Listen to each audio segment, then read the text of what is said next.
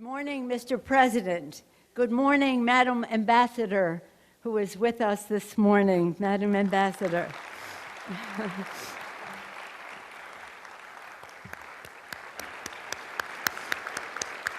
Ambassador Makarova.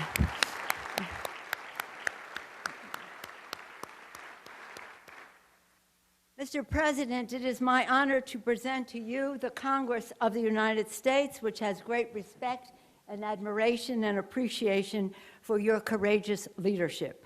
Members of Congress, I have the high privilege and distinct honor of presenting to you the President of Ukraine, Vladimir Zelenskyy. Slava Ukraina! Slava Ukraina!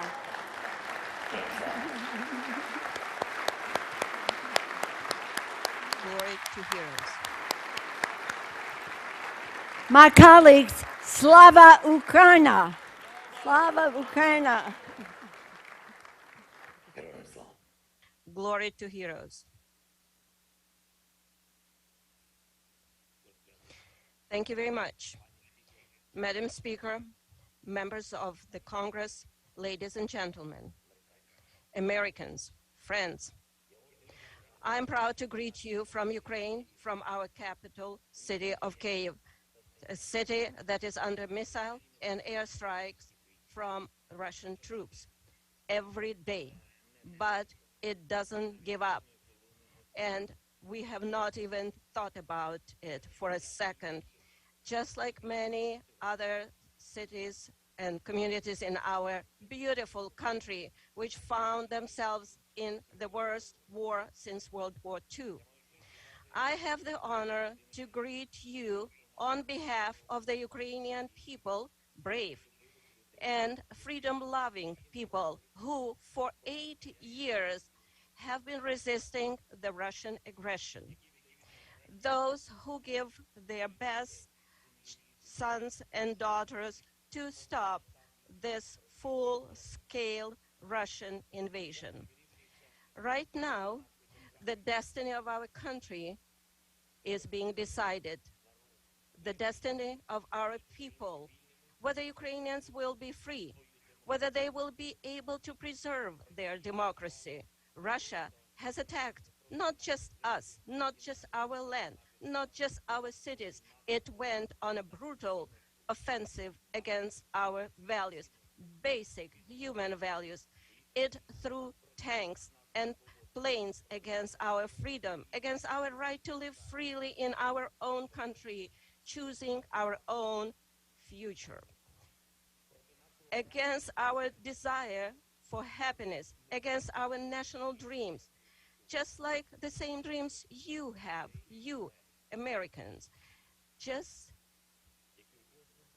like anyone else in the United States.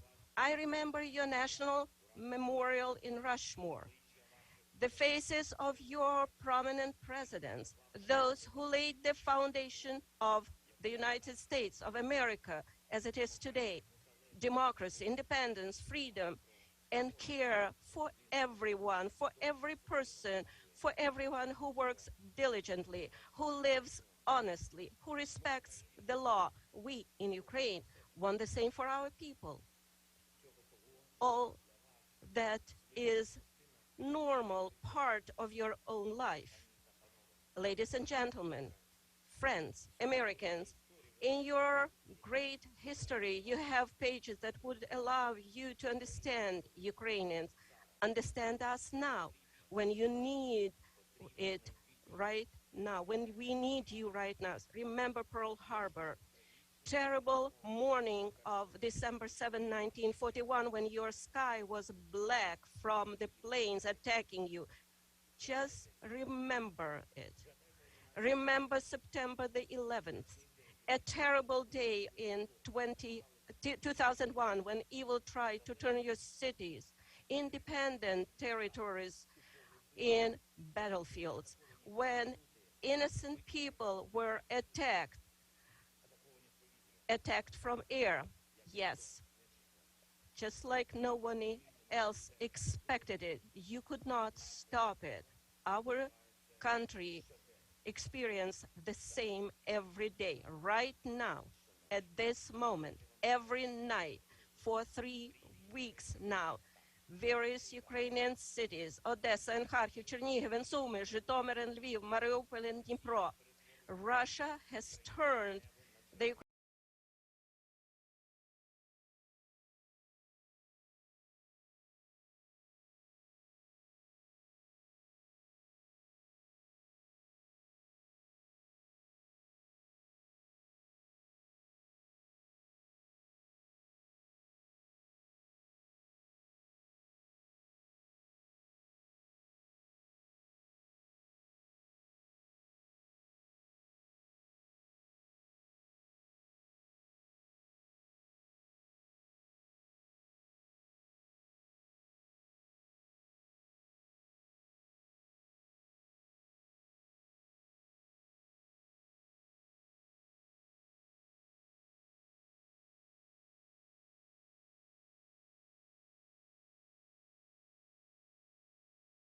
what kind of defense systems we need, S-300 and other similar systems. You know how much depends on the battlefield, on the ability to use aircraft, powerful, strong aviation to protect our people, our freedom, our land, aircraft that can help Ukraine, help Europe.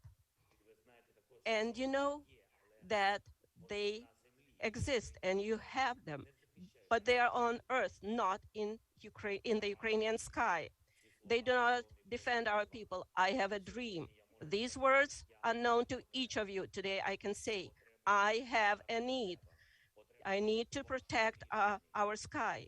I need your decision, your help, which means exactly the same you feel when you hear the words, I have a dream. Ladies and gentlemen, friends, Ukraine is grateful to the United States for its overwhelming support, for everything that your government and your people have done for us, for weapons and ammunition, for training, for finances, for leadership in the free world, which helps us to pressure the aggressor economically. I'm grateful to President Biden for his personal involvement, for his sincere commitment to the defense of Ukraine and democracy all over the world. I am grateful to you for the resolution which recognizes all those who commit crimes against Ukraine, against the Ukrainian people as war criminals. However, now, it is true, in the darkest time for our country, for the whole Europe, I call on you to do sanctions are needed constantly every week until the Russian military machine stops. Restrictions are needed for everyone on whom this unjust regime is based.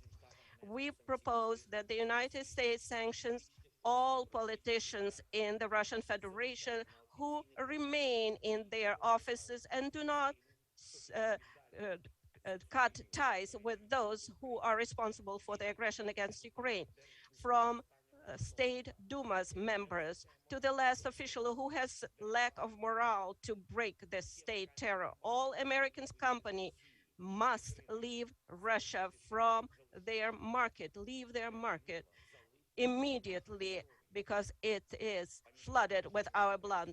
Ladies and gentlemen, members of Congress, please take the lead. If you have companies in your districts who finance the Russian military machine leaving business in Russia, you should put pressure. I'm asking to make sure that the Russians do not receive a single penny that they use to destroy people in Ukraine. The destruction of our country, the destruction of Europe. All American ports should be closed for Russian goods.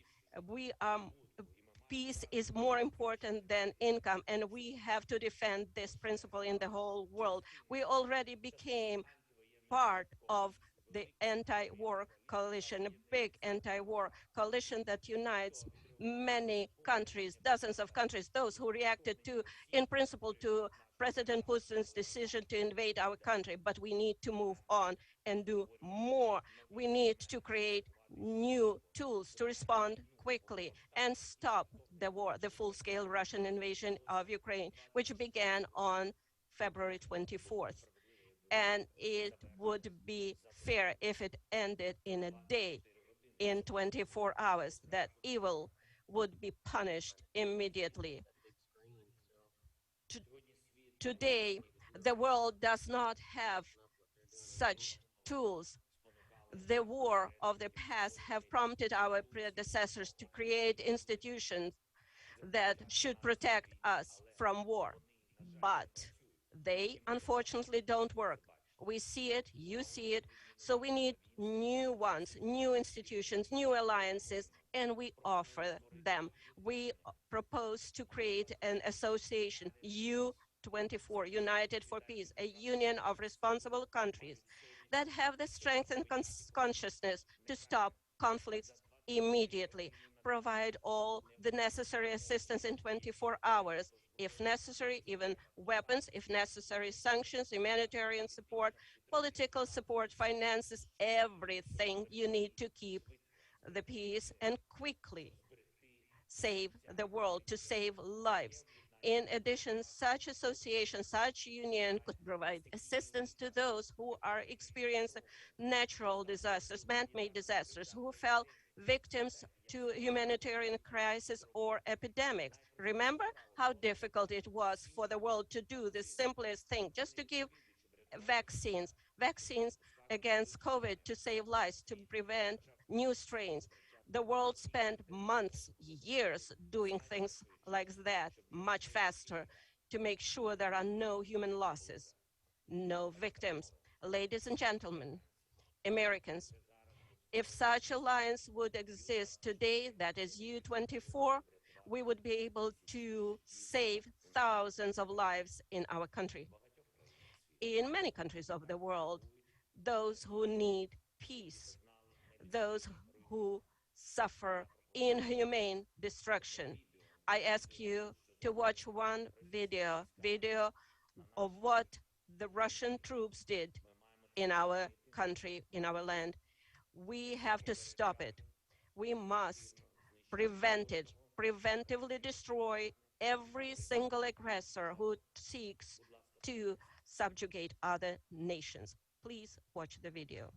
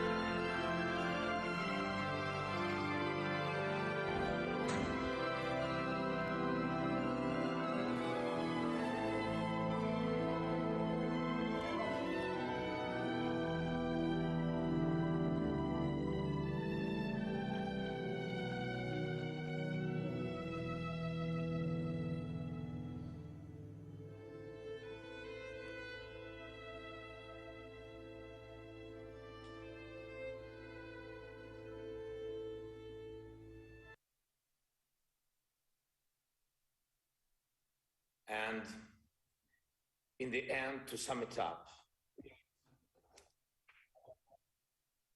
today it's not enough to be the leader of the nation. Today it takes to be the leader of the world. Being the leader of the world means to be the leader of peace. Peace in your country doesn't depend anymore only on you and your people. It depends on those next to you, on those who are strong. Strong doesn't mean weak. Strong is brave and ready to fight for the life of his citizens and citizens of the world, for human rights, for freedom, for the right to live decently and to die when your time comes, and not when it's wanted by someone else, by your neighbor. Today, the Ukrainian people are defending not only Ukraine, we are fighting for the values of Europe and the world, sacrificing our lives in the name of the future. That's why today the American people are helping not just Ukraine, but Europe and the world to keep the planet alive, to keep justice in history. Now I'm almost 45 years old. Today my age stopped when the hearts of more than 100 children stopped beating. I see no sense in life if it cannot stop the death. And this is my main mission as the leader of my people, great Ukrainians. And as the leader of my nation, I am addressing the President Biden. You are the leader of the nation, of your great nation. I wish you to be the leader of the world. Being the leader of the world means to be the leader of peace. Thank you. Slava Ukraini. Glory to Ukraine.